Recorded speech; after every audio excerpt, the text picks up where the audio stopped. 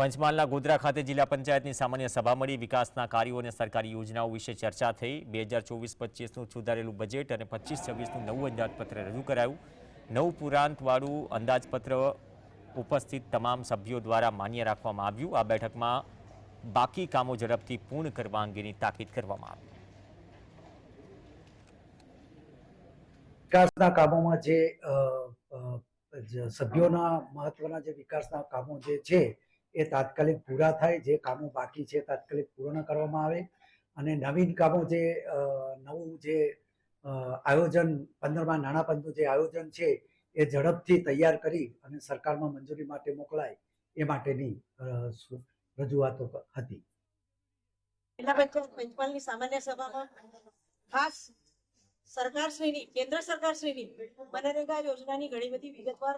યોજનાની માહિતી અમને અધિકારીશ્રી દ્વારા આપવામાં આવી અને માનનીય પ્રધાનમંત્રીશ્રી દ્વારા જે આવાસોનું અત્યારે રજીસ્ટ્રેશન ચાલે છે એ વિષય પર પણ ઘણી બધી માહિતી મળી છે અને પબ્લિકને આનો લાભ મળે એની માટે આજે ખાસ આમંત્રિત કરેલ હતા ડીઆરડી અધિકારીશ્રીને અને એમને ખૂબ વિસ્તૃત માહિતી આપી છે જેથી પ્રજાને ખૂબ સારો લાભ મળે.